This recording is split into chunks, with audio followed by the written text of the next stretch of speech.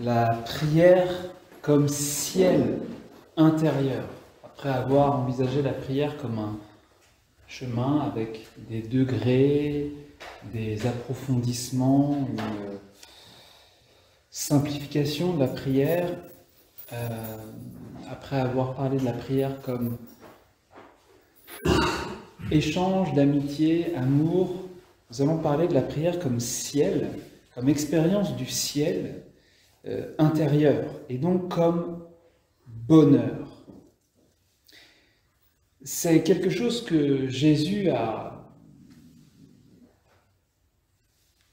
abordé plusieurs fois. Il ne l'a pas dit comme ça, mais c'est clairement ça, et spécialement le jeudi saint. Le soir du jeudi saint, il nous invite, avec ces paroles, « Demeurez en moi, comme moi en vous ». Moi en vous, c'est exactement la définition chrétienne du bonheur. C'est 3 mots, c'est pas difficile. Hein. Et c'est exactement la définition de notre vie éternelle.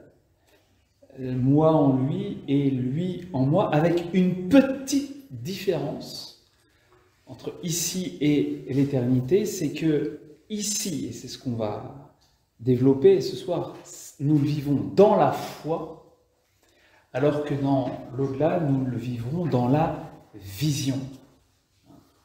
Non seulement nous le posséderons, mais nous le posséderons en le voyant. Alors qu'ici-bas, nous le possédons, mais nous ne le voyons pas.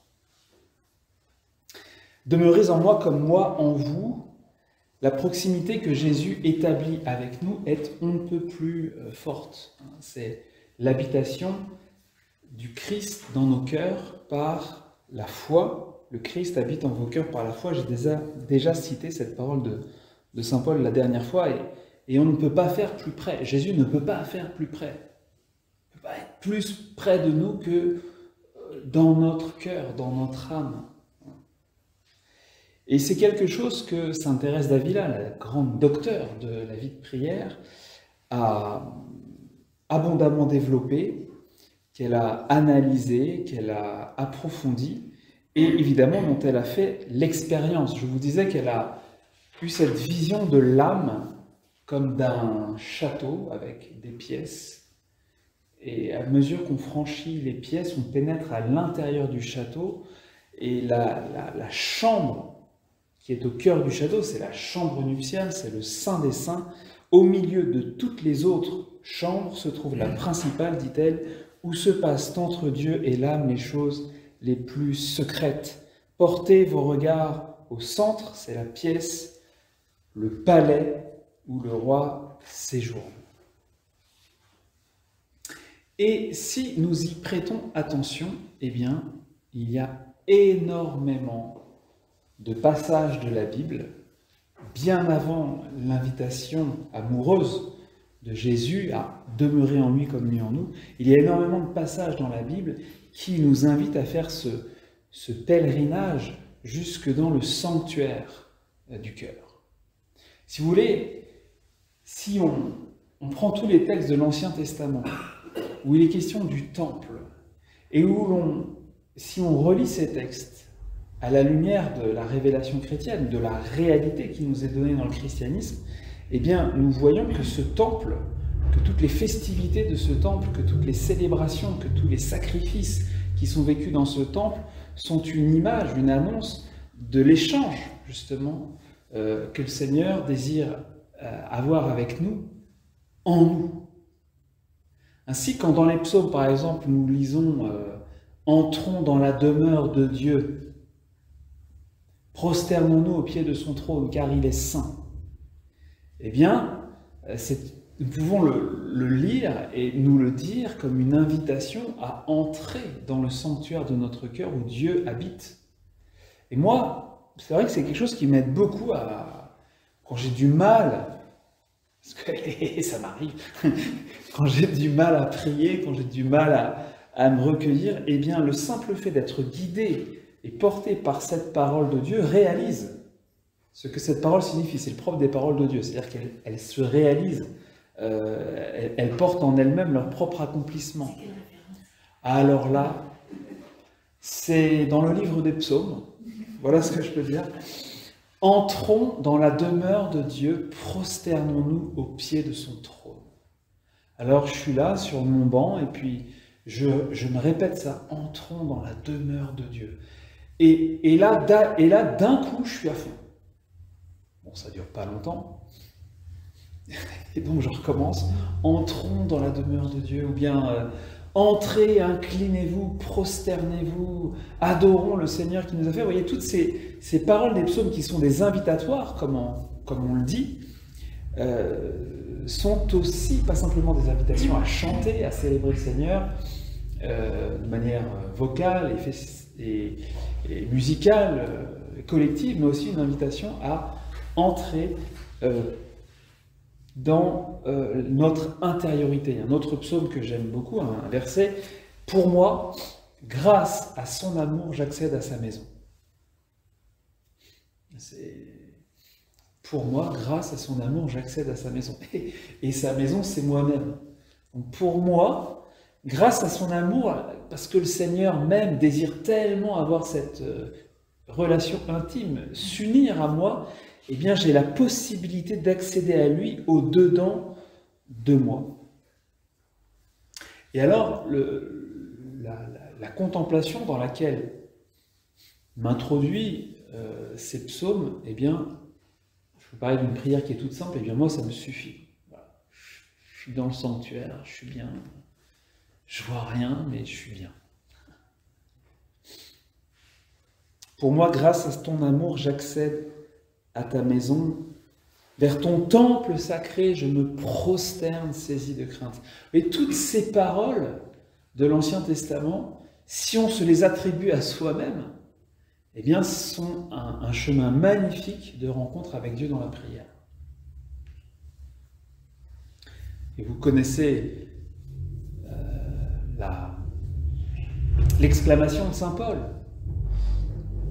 Si quelqu'un détruit ce temple, Dieu le détruira parce que ce temple est sacré et ce temple, c'est vous. Ne savez-vous pas que vous êtes un temple de Dieu et que l'Esprit Saint habite en vous? Voilà. Deux paroles qu'il écrit aux Corinthiens. Et Thérèse d'Avila dit qu'en priant comme ça, en allant au-dedans, dans le recueillement, j'étais saisi soudain d'un vif sentiment de la présence de Dieu. Je ne pouvais alors aucunement douter qu'il ne soit en moi, ou que je ne sois moi-même tout abîmé en lui. Et c'est tout ce qu'elle veut, c'est tout ce qu'elle cherche, c'est habiter la présence de Dieu. Et si on pouvait retenir ça, simplement, ce serait déjà formidable. Et ça change quand même un petit peu notre manière d'envisager la prière lorsqu'on se dit que prier, c'est habiter la présence de Dieu. C'est être avec. C'est pas tellement faire quelque chose, c'est être avec. J'aimerais vous lire une poésie de Thérèse d'Avila. Cette poésie s'inspire d'une parole qu'elle a entendue dans l'oraison. Une invitation que le Seigneur lui a adressée pendant sa prière. Alors c'est un texte magnifique. Elle utilise cette parole et puis elle en met d'autres sur les lèvres du Seigneur. D'autres paroles qu'elle n'a pas entendues, mais qui évidemment sont toutes très catholiques. Alors, bon, excuse-moi Myriam, on va voir la traduction.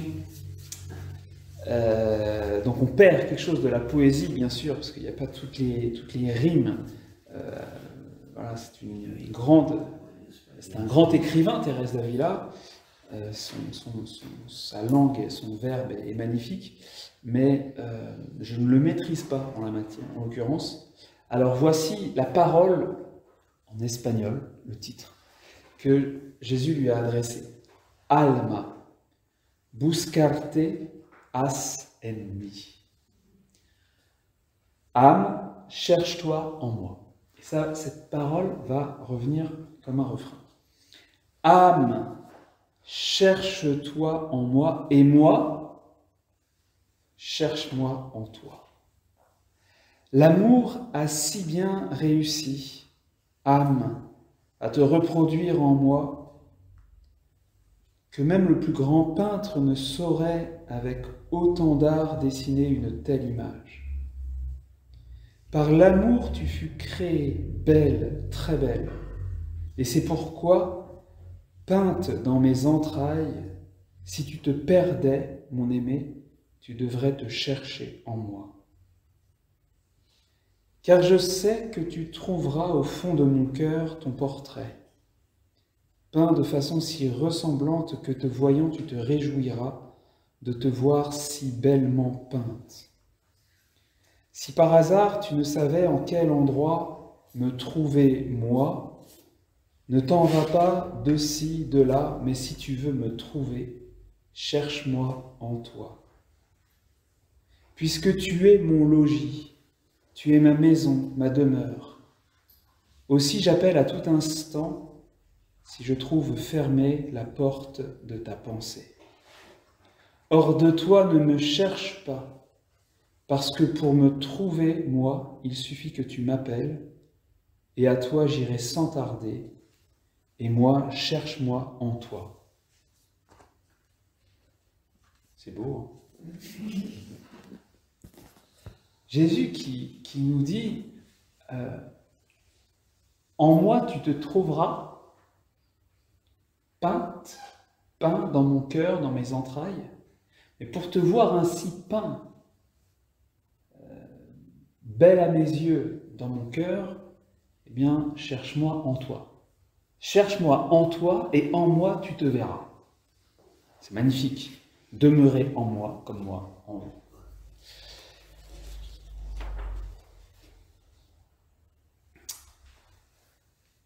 La Sainte Trinité, oh c'est beaucoup, la Sainte Trinité. La Sainte Trinité habite en nous. Je veux dire, la même Sainte Trinité qui a créé l'univers, la même Sainte Trinité dont Jésus fait partie, la même Sainte Trinité qui gouverne l'univers en ce moment même, la même Sainte Trinité de l'icône de Roublev, la même Sainte Trinité que les anges et les saints voient en ce moment.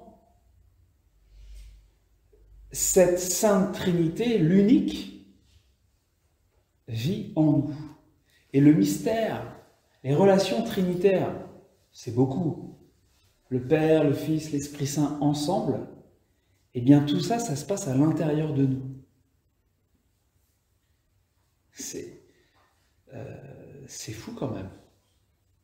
Je les voyais en moi. Alors ça, il y en a qui ont des grâces. Hein. Je les voyais en moi. Mon âme me paraissait gonflée de cette divinité. D'une certaine manière, elle jouissait en elle-même des trois personnes qu'elle contenait. Nous n'avons pas ce genre d'expérience, enfin peut-être vous, mais moi pas trop. Eh bien, mais la réalité demeure. La réalité, c'est que la Sainte Trinité, Dieu habite en moi. Dieu habite en nous. Et il y a dans le livre de la Genèse un très beau passage, l'exclamation de Jacob qui se réveille de ce songe dont je vous ai aussi parlé, où il a vu une échelle avec les anges de Dieu qui montent et descendent du ciel au ciel, et en se réveillant, il dit « Oh, ce lieu, Dieu est en ce lieu et je ne savais pas que ce lieu est redoutable, ce n'est rien de moins que la maison de Dieu et la porte du ciel. » Alors il bâtit un autel parce que il se dit ici c'est un lieu saint, Dieu monte, enfin le ciel est ouvert, ça monte et ça descend en direct. La vérité c'est que nous sommes ce lieu saint. Et ici, c'est en direct entre ciel et terre, entre ma chair, la terre, et Dieu, le ciel, eh bien, c'est direct.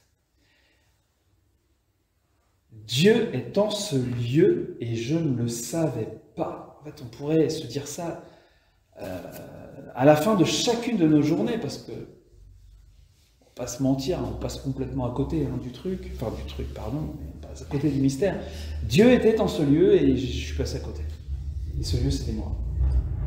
Ce lieu est redoutable, ce n'est rien de moins que la maison de Dieu et la porte du ciel. Alors il y a, parmi toutes les saints, toutes les saintes de notre Église, quelques figures qui ont particulièrement vécu ce mystère pour le rappeler à tous. C'est souvent comme ça dans la sainteté, c'est-à-dire que ce que vit un saint, c'est de manière très radicale, très intense. D'ailleurs, ce sera peut-être l'occasion d'autres enseignements sur d'autres thèmes, si vous en réclamez d'autres, quand on aura fini avec l'oraison. Eh bien, quand un saint le vit de cette façon-là, c'est pour le rappeler à tout le monde. C'est pas juste pour sa petite personne. Quand Dieu donne à Paul, disait saint Augustin, il pense à tous les autres. Et c'est vrai aussi pour chacun d'entre nous. Alors, il y en a une qui m'a énormément aidé à découvrir l'oraison, et figurez-vous, c'est pas Thérèse d'Avila, je l'ai découverte bien après, c'est sainte Élisabeth de la Trinité. Alors, sainte Élisabeth de la Trinité, elle est aussi du Carmel, et donc c'est une fille spirituelle de sainte Thérèse d'Avila. C'est une Française qui est née en 1880, elle est morte en 1906, oui, c'est pas très long. Si vous voulez, c'est un peu un mix entre sainte Thérèse d'Avila et sainte Thérèse de l'Enfant Jésus. C'est-à-dire elle est dans cette veine de la confiance en l'amour tendre et miséricordieux de Jésus, avec un accent sur l'oraison. Et elle m'a beaucoup aidé. Et je me dis qu'elle pourra vous aider aussi. Et Jean-Paul II lui-même, qui était une montagne de prière, a reconnu qu'elle l'avait beaucoup aidé. Parce que, comme il l'a dit en la béatifiant, elle a fait une expérience profonde de la présence de Dieu, et c'est ça que nous voulons, qu'elle a mûri de manière impressionnante en quelques années de Carmel, parce qu'évidemment, elle n'est pas rentrée en Carmel le jour de sa naissance, donc son Carmel, ça a duré 5 ou 6 ans, je ne sais plus exactement. Elle célèbre la splendeur de Dieu parce qu'elle se sait habitée au plus intime d'elle-même par la présence du Père, du Fils et de l'Esprit, en qui elle reconnaît la réalité de l'amour infiniment vivant. Je suis désolé parce qu'en citant ces paroles, moi, ça me surprend encore, ça m'émerveille, donc je m'émerveille devant vous, c'est formidable. L'amour infiniment vivant, ça se passe au-dedans de nous. Élisabeth fut la sainte, vraiment, de l'habitation de la Trinité dans l'âme, et c'est pourquoi elle nous aide à faire oraison. Parce que c'est beaucoup plus facile de prier dans votre chambre en vous disant que vous allez faire un petit tour dans le paradis, parce que Dieu, c'est le paradis. Donc si Dieu est en vous, le paradis est là, juste là. Faire un petit tour au ciel, c'est plus sympa que de se prendre la tête, de se taper la tête contre le mur en se disant « mais il n'y a rien, il n'y a personne, il ne se passe rien ». L'expérience d'Élisabeth de la Trinité nous aide à nous réjouir de ce temps que nous passons à nous recueillir. Et même lorsque nous sommes devant le Saint-Sacrement, ce qui évidemment a ma préférence, et peut-être que c'est aussi votre cas, lorsque nous sommes devant le Saint-Sacrement, vous voyez, la finalité de la présence de Jésus dans l'Eucharistie, c'est d'habiter en nous. À chaque fois, à la messe, il y a le sacrifice eucharistique, la présence réelle et la communion. Jésus veut habiter en nous. Et si nous adorons le Saint-Sacrement, c'est pour nous approfondir cette communion intime que Jésus crée en venant demeurer en nous. Donc, le fait d'être devant le Saint-Sacrement ne nous empêche pas de penser que le Père, le Fils et le Saint-Esprit habitent dans nos cœurs. C'est ça que je veux vous dire. Et c'est plus facile de se dire, je vais prier, je vais faire oraison devant le Saint-Sacrement, je vais aller au ciel, plutôt que je vais m'adresser à un grand vide, à un grand néant. Thérèse de Lisieux, elle nous aide beaucoup. Thérèse de Lisieux. Élisabeth de la Trinité nous aide beaucoup. Thérèse de Lisieux aussi, ça va sans dire, mais c'est pas d'elle dont je veux parler ce soir.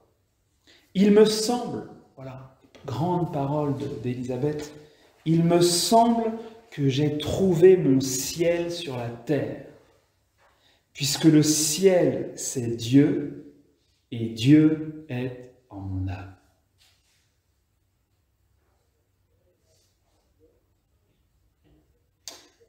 C'est ce qui a fait de ma vie, je vous le confie, un ciel anticipé, croire qu'un être qui s'appelle amour habite en nous à tout instant du jour et de la nuit et qu'il nous demande de vivre en société avec lui.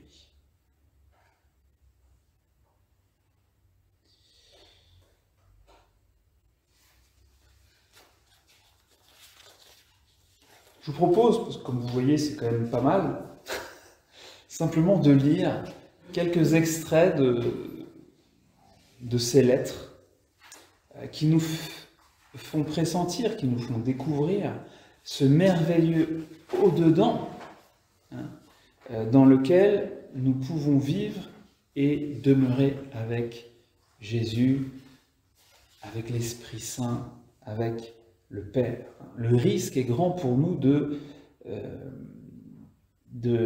rester étrangers à ce ciel qui est chez nous. Voilà. Alors, je vais lire quelques extraits de ce livre-là, Élisabeth de la Trinité, écrit spirituel, tout simplement.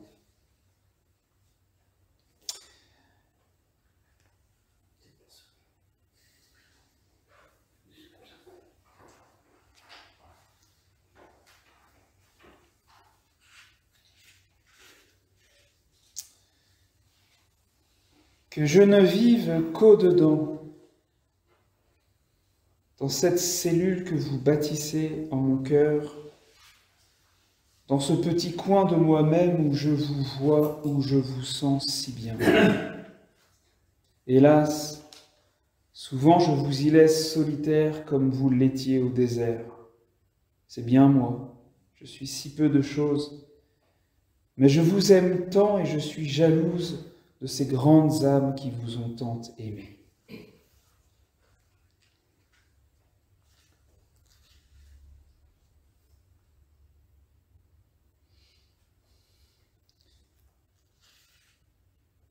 C'est si bon cette présence de Dieu. C'est là tout au fond, dans le ciel de mon âme, que j'aime le trouver, puisqu'il ne me quitte jamais. Dieu en moi, moi en lui. Oh, c'est ma vie. C'est si bon, n'est-ce pas, de penser que, sauf la vision, nous le possédons déjà comme les bienheureux le possèdent là-haut, que nous pouvons ne jamais le quitter, ne jamais nous laisser distraire de lui.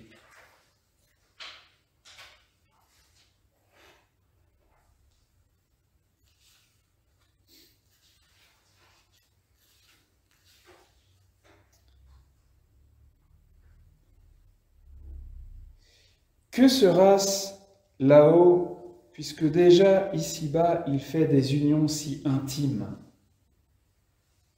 Vous connaissez ma nostalgie du ciel, elle ne diminue pas, mais déjà je vis ce ciel puisque je le porte en moi.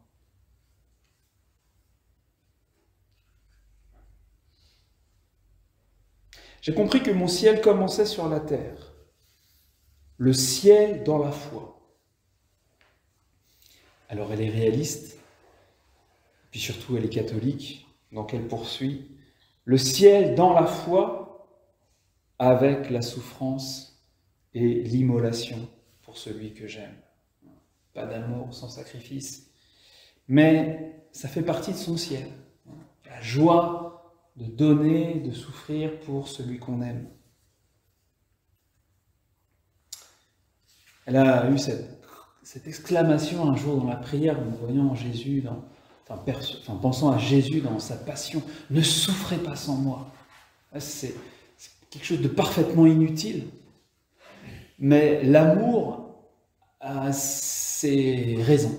Voilà, si j'aime celui qui souffre, j'ai pas envie qu'il souffre seul, donc ne souffrez pas sans moi. Bon, soyez rassurés, elle a eu son lot de souffrance, comme vous pouvez vous en douter. C'est toute la Trinité qui repose en nous. Tout ce mystère qui sera notre vision dans le ciel. Vous me dites que votre vie s'écoule là, la mienne aussi. Je suis Élisabeth de la Trinité, c'est-à-dire Élisabeth disparaissant, se perdant, se laissant envahir par les trois. C'est trop beau, mais c'est vrai de chacun d'entre nous parce que nous avons été baptisés au nom du Père et du Fils et du Saint-Esprit. Ce jour-là, chacun d'entre nous, Alice par exemple, vous êtes au premier rang, ça tombe sur vous, Alice est devenue Alice de la Trinité et la Trinité est devenue la Trinité d'Alice. Et ouais, parce que ça marche dans les deux sens. Vous connaissez peut-être cette vision, cette apparition de Thérèse d'Avila, qui est une apparition du petit Jésus dans le cloître. Elle voit un bel enfant, très bel enfant qui cueille les fleurs. Et ce petit enfant lui dit « Bonjour, comment t'appelles-tu » Alors elle lui répond « Je suis Thérèse de Jésus. » Et elle lui dit « Et toi, qui es-tu » Genre, elle n'avait pas compris, quoi. Et elle dit « Je suis le Jésus de Thérèse. » Ah, c'est beau. Ah, ben voilà. Eh bien, figurez-vous qu'il est le Jésus de chacun d'entre vous. Il est votre bien-aimé. Un jour, un jeune a demandé à un prêtre si Jésus était véritablement son époux. C'est un garçon. Peut-être la question se posait. Et le prêtre lui a répondu une phrase, mais la réponse charismatique, vous voyez, l'apophthegme digne des pères du désert, la réponse qui fuse comme ça. Bah, il te donne son corps quand même. Tiens, c'est bien, hein, oui. C'est beau. Il est le bien-aimé, il est le Jésus de chacun d'entre nous, et la Trinité tout entière. Élisabeth de la Trinité d'Élisabeth.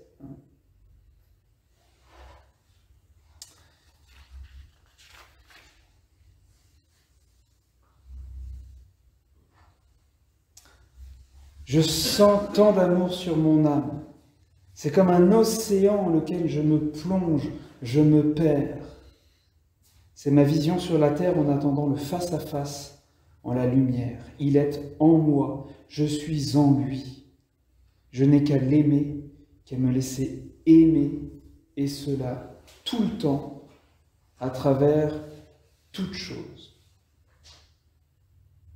S'éveiller dans l'amour, se mouvoir dans l'amour, s'endormir dans l'amour. L'âme dans son âme, le cœur dans son cœur, afin que par son contact, il me purifie, me délivre de ma misère.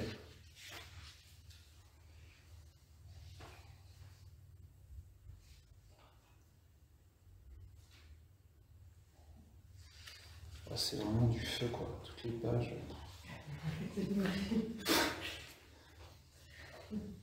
Combien je serais heureuse s'il voulait faire tomber le voile, afin que mon âme s'élance en lui et contemple sa beauté dans un face-à-face éternel. En attendant, je vis dans le ciel de la foi, au centre de mon âme, et je tâche de faire le bonheur de mon maître en étant déjà sur la terre la louange de sa gloire. Alors, l'oraison à cette lumière, eh bien, c'est vraiment le ciel. Voilà. Le ciel dans la foi, l'oraison, la prière comme ciel, comme paradis, comme bonheur. Mais alors, évidemment, on pressent bien que la prière d'Élisabeth, c'est beaucoup simplifié, pour n'être plus que ce regard, cette considération attentive de la présence qui est là, et de s'en délecter, de s'en réjouir. Et encore, il y a des psaumes, rassasie-nous de ton amour au matin, et nous passerons nos jours dans la joie et les chants. Une prière silencieuse qui est très simple, qui se fait sous l'influence croissante des dons de l'Esprit Saint, afin qu'elle soit moins notre œuvre que celle de Dieu, qui seul a le pouvoir, finalement, de nous tenir comme ça devant lui longuement.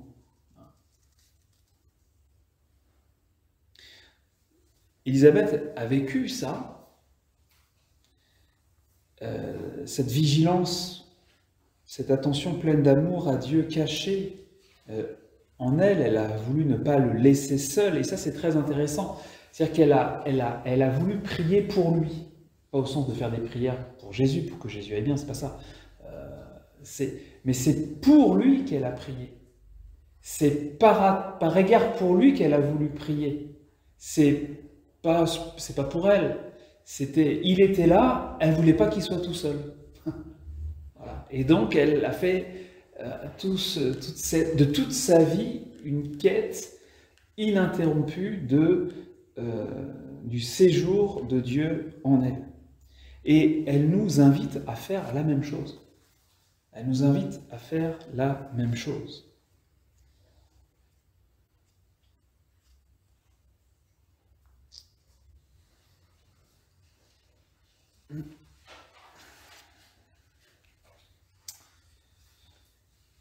Elle écrit à sa mère: « À tout instant du jour et de la nuit, les trois personnes divines demeurent en toi.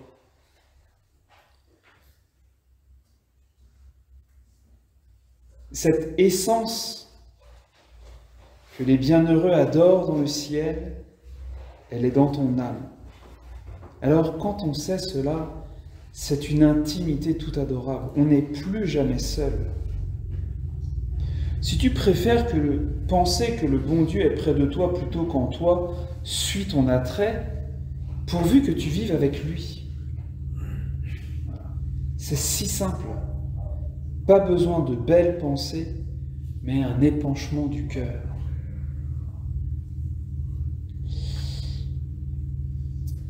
Encore à sa mère: « Fais comme moi, tu verras comme cela transforme tout. » Ah bah évidemment. Pour comprendre que ça puisse changer 2-3 trucs. Croire que Dieu nous aime au point d'habiter en nous, de se faire le compagnon de notre exil, le confident, l'ami de tous les instants. Fais comme moi, tu verras comment cela change tout, bien sûr. Et il me semble, dit-elle, c'est surtout elle qui a la parole ce soir, c'est très bien. Il me semble qu'au ciel, ma mission sera d'attirer les âmes en les aidant à sortir d'elles-mêmes pour adhérer à Dieu par un mouvement tout simple et tout amoureux, et de les garder en ce grand silence du dedans qui permet à Dieu de s'imprimer en elles, de les transformer en lui. Je relis ça, c'est magnifique bien sûr, et c'est véritablement ce qu'elle est en train de faire en plus. C'est-à-dire que ce qu'on est en train de vivre, c'est la réalisation de cette parole. Il me semble qu'au ciel, ma mission sera d'attirer les âmes en les aidant à sortir d'elles-mêmes pour adhérer à Dieu par un mouvement tout simple et tout amoureux. et de les garder en ce grand silence du dedans qui permet à Dieu de s'imprimer en elles, de les transformer en lui. Il y a vraiment beaucoup de choses dans cette phrase. D'abord, on retrouve l'idée que la prière est un mouvement tout simple, tout amoureux.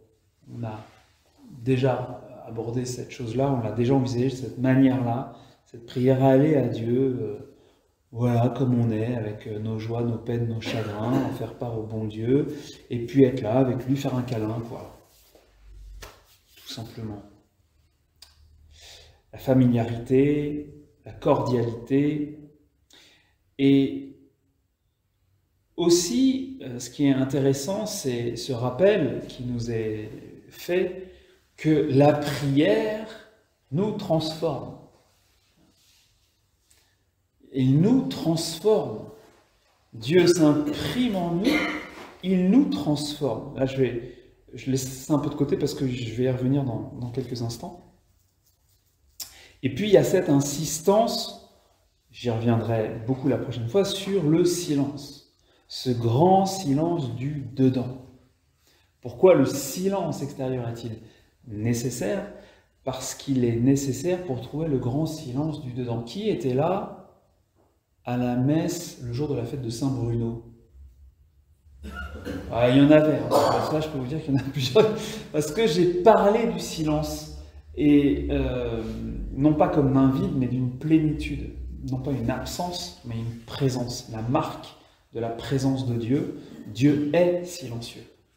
Et lorsque le silence emplit un espace, ça n'est pas un vide, c'est Dieu est présent partout, et comme il est présent partout, le silence est partout. Ce sont les hommes qui font du bruit, ou les créatures, les oiseaux, enfin du bruit. Les oiseaux ne font pas de bruit, ils font de la musique, c'est différent. On en reparlera de ça, du silence, parce que c'est loin d'être un détail. C'est même pas un détail, c'est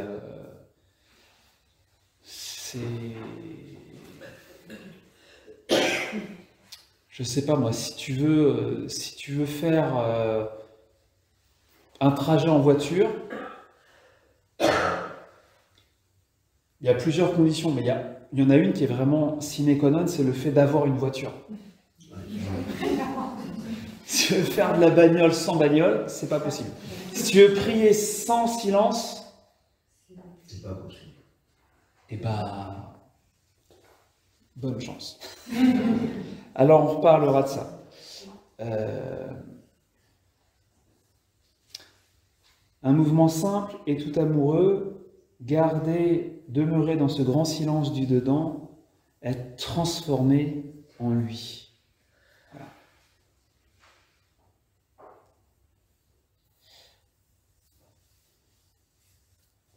Alors tout ceci fait que l'au-delà, dans le christianisme, c'est un au-dedans. Nous n'irons pas ailleurs qu'à celui qui demeure en nous. Voilà.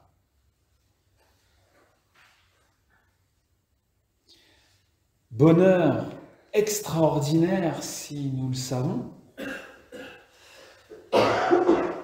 Endormissement dans la mort, très doux si nous avons vécu en le savant, en le sachant. Évidemment, tristesse sans nom si on a passé sa vie à côté, sans le savoir. Découvrir que la Trinité était là et qu'on l'a ignoré toute notre vie, ça doit être terrible, de tristesse. L'au-delà est devenu un au-dedans et à nous de l'annoncer, d'en témoigner, de témoigner des joies de la prière, de témoigner des bénéfices de la prière. Cela dit, tout cela, et c'est le dernier point que je voudrais aborder avec vous brièvement, tout cela, nous le vivons seulement dans la foi. Voilà. Et Élisabeth l'a bien dit, nous vivons dans la foi au sens où nous n'en avons pas l'expérience tangible. Le ciel est en moi, quand je ferme les yeux, j'ai pas du tout l'impression d'avoir une extase. Et d'ailleurs, je n'ai pas d'extase. Je n'ai pas du tout l'impression de cette chose dont on me parle depuis que je suis petit, que le paradis, c'est merveilleux. Je vois pas le paradis. Donc, le merveilleux que nous vivons dans la prière est quelque chose qui ne relève pas de la sensibilité, qui ne relève pas des sensations. Il peut y avoir des sensations, il peut y avoir des sentiments, etc. Mais il peut ne pas y en avoir. Ça dépend vraiment de chacun. Ça dépend de la manière dont Jésus conduit les âmes. Il y a des gens qui vivent plein de trucs quand ils prient. Il y en a, c'est plus sec, on va dire. Il y a moins d'expérience perceptible. Mais peu importe, parce que le mystère de la prière va bien au-delà de ce que nous éprouvons, de ce que nous ressentons dans notre vie spirituelle. Parce que Dieu est toujours au-delà. Quand on dit « j'ai ressenti l'amour de Dieu », bon, évidemment, on fait les phrases qu'on peut, hein. Mais j'ai ressenti l'amour de Dieu, j'ai envie de dire, bah non. Tu as ressenti quelque chose de l'amour de Dieu. Mais l'amour de Dieu, c'est quelque chose d'infini. Donc nous ne sommes pas du tout capables on n'est pas fait pour être, on n'est pas adapté à l'infini. L'infini nous déborde de toutes parts. Donc je ressens quelque chose de l'amour de Dieu, mais pas l'amour de Dieu en entier. L'amour de Dieu en entier, d'ailleurs, ça n'existe pas quelque part. Parce que en entier, ça voudrait dire qu'il y a un tout, il y a une limite. Mais c'est infini. Donc l'amour infini de Dieu, voilà. Vous voyez, vous êtes dans une pièce, il y a des ondes Wi-Fi qui circulent dans tous les sens. Vous ne les sentez pas. Vous ne pouvez pas les sentir. Et c'est pas fait pour être senti d'ailleurs. Eh bien, l'amour de Dieu, c'est un peu, excusez-moi, Dieu, on n'est pas capable de sentir l'amour de Dieu, on n'est pas capable de sentir Dieu. Dieu est au-delà de nous. On peut ressentir des choses spirituelles, mais Dieu est toujours au-delà. Et on peut ne rien éprouver. Il ne faut pas s'en inquiéter, l'essentiel est vécu dans la foi. C'est une adhésion de tout notre être, de toute notre intelligence, une adhésion libre, volontaire, qui implique aussi un don de nous-mêmes en réponse à Dieu, mais ce n'est pas quelque chose qui relève de la sensibilité. Ma peau, elle jouit du sens du toucher. Donc là, mais ma peau, c'est pas fait pour sentir Dieu quand je prie. Je peux pas, en fait. Voilà. Tout ça se vit dans la foi. Alors, je voudrais prendre quelques temps pour parler de cet acte de foi, précisément, qui est le soubassement de la prière. La foi est un don, c'est une vertu, c'est une puissance, une capacité qui nous vient de Dieu. C'est une vertu théologale, donc elle vient de Dieu et elle a Dieu pour objet. Elle vient de Dieu et elle nous oriente radicalement vers Dieu. Et cette vertu de foi, quand elle est mise en action, c'est une faculté, donc une faculté, ça se met en action ou pas, hein, comme la faculté de marcher. Pour marcher, ben, on s'y met, quoi. La foi, c'est une faculté surnaturelle qui nous vient de Dieu, et cette faculté, elle nous permet d'entrer réellement en contact avec Dieu. Comme on dit familièrement, de toucher Dieu. Quand je suis dans un acte de foi, mon âme, mon esprit réellement touche l'être même de Dieu. Ça, c'est ce qu'enseigne la théologie et la mystique. C'est comme ça. C'est quelque chose auquel nous devons croire.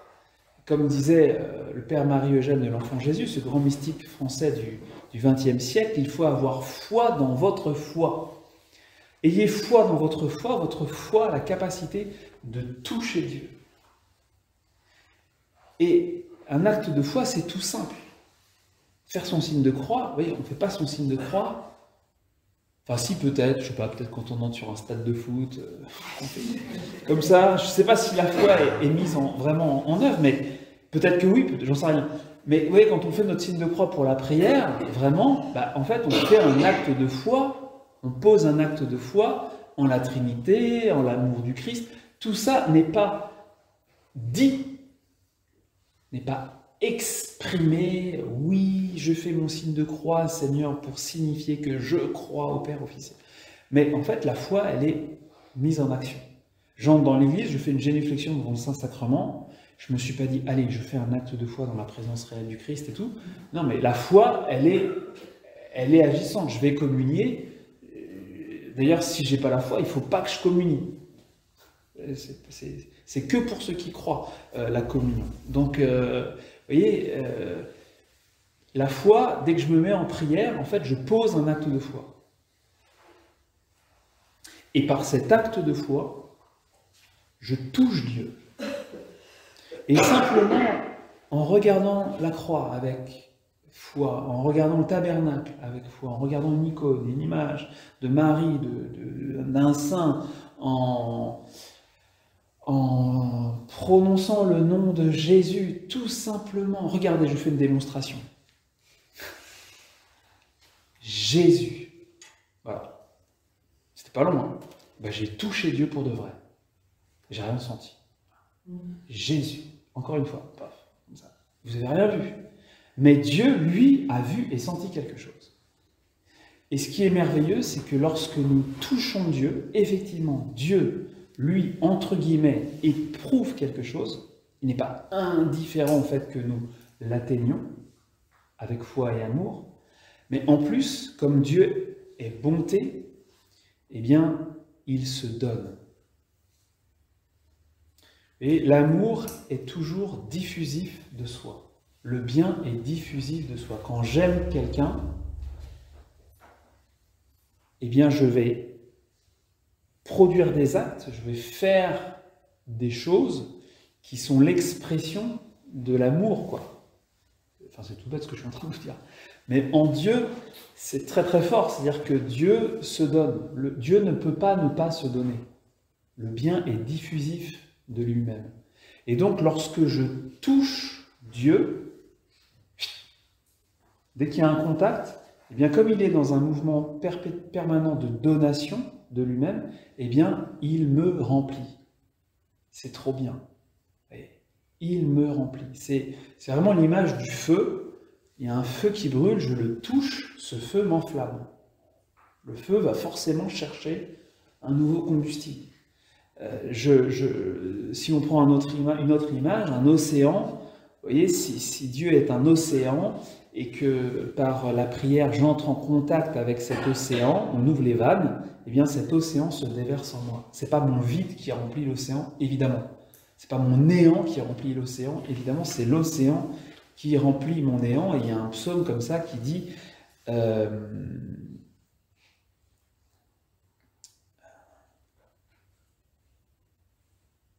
l'abîme appelant l'abîme, à la voix de tes cataractes, la masse de tes eaux a passé sur moi.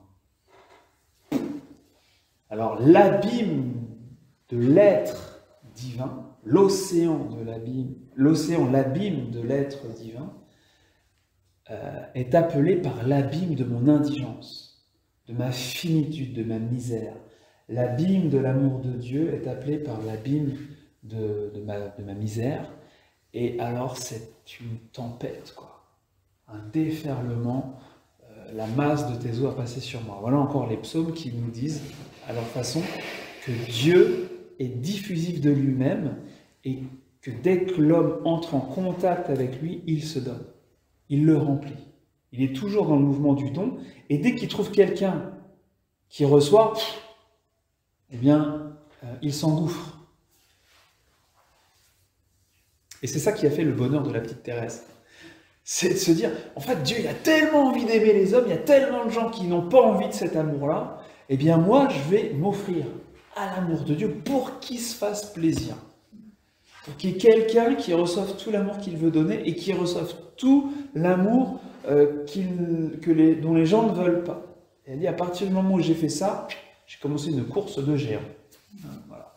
C'est ce qu'on appelle l'abandon à l'amour miséricordieux, l'acte d'abandon à l'amour miséricordieux de Thérèse.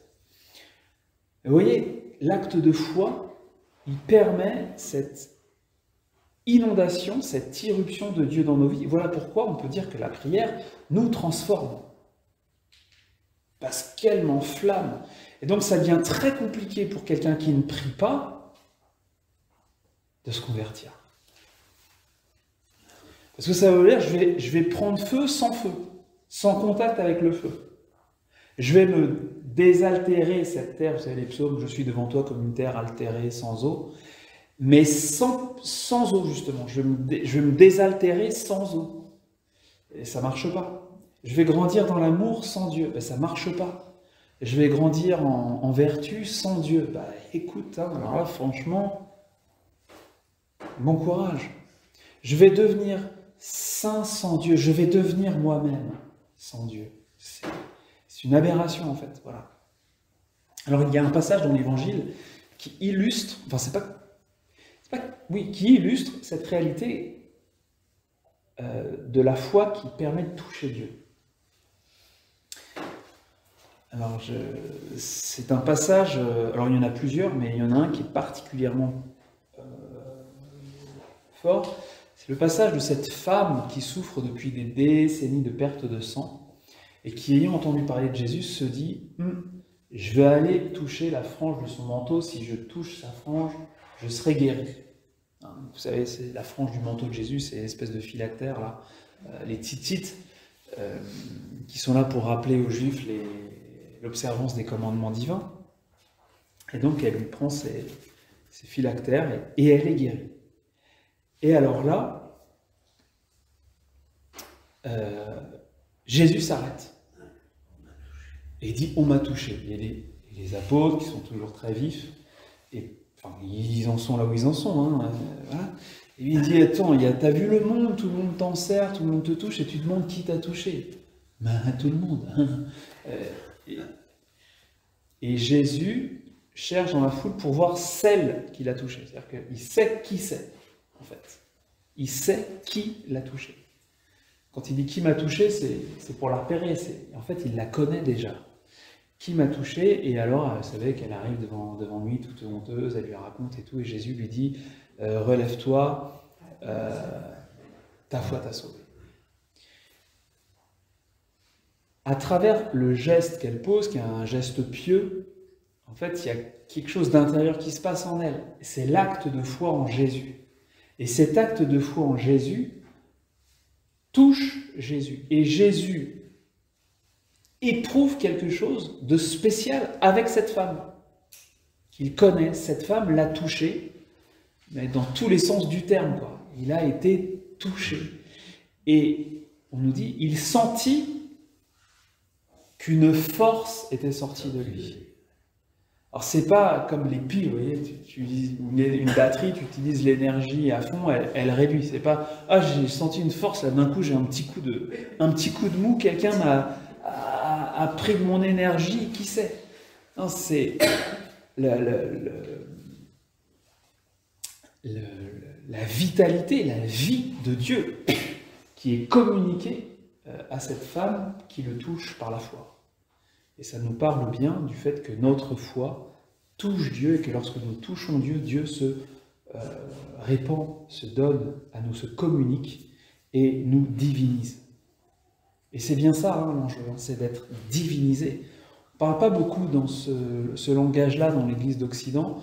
Plutôt en Orient, on parle de la déification, de la divinisation de l'homme. Le salut que Dieu accorde au genre humain, ce n'est pas seulement le pardon de ses péchés. Il nous pardonne et dans le même mouvement, et en conséquence, il nous divinise, c'est-à-dire il nous rend participants de sa nature divine. Enfin, voilà. C'est vraiment beaucoup trop grand pour qu'on se rende compte de la portée des paroles qu'on prononce ou qu'on entend quand on dit ça. Et voilà, c'est ça la vérité. Nous sommes divinisés, nous devenons vraiment participants de la nature divine. Il n'y a rien que Dieu, il n'y a rien qui soit à Dieu que Dieu ne veuille pas nous donner. Il n'y a qu'une seule chose qu'il ne peut pas nous donner, c'est de ne pas être créature, quoi. Il n'y a que Dieu qui est Dieu par nature. Nous sommes divinisés par grâce. Je ne suis pas le Père Tout-Puissant. Et je ne le serai jamais. Par contre, je suis participant de la nature divine, je suis vraiment fils adoptif de Dieu, et ma vocation, c'est d'entrer dans les relations trinitaires. Bon. Tout ça, c'est pas directement la prière, mais c'est en fait à la fois la toile de fond, l'enjeu de la prière. Toucher Dieu et être divinisé. Alors je répète que l'acte de foi n'a pas besoin d'être formel. Je crois que tu es là. Moi, ça m'aide de faire ça. Ça m'aide de le dire quand j'ai du mal à me... Je crois. Voilà. Merci. Quelque chose de clair. Merci pour ta présence. Merci pour ton amour. Merci de me regarder. Voilà. Bien penser, regarder le tabernacle. Jésus est là. Et se le dire à soi-même. Comme dans les psaumes encore. Dans les psaumes, de temps en temps, on parle à soi-même. Bénis le Seigneur, ô mon âme. Comme quelqu'un qui serait un peu en galère, il dit allez, courage. Qui se le dit à lui-même, comme il n'y a personne pour le dire, bon, bah, il nous reste quelqu'un, c'est soi-même. Allez, courage, hein, ça va le faire. Allez, et ben, aussi on peut s'inviter à l'adoration. Allez, le Seigneur est là, le Seigneur est en toi. Oh mon âme. Voilà. Quoi qu'il en soit, toute prière suppose la foi. Toute mise en prière est une démarche de foi. Et donc, même si nous ne sentons pas, même si le temps est long, même si...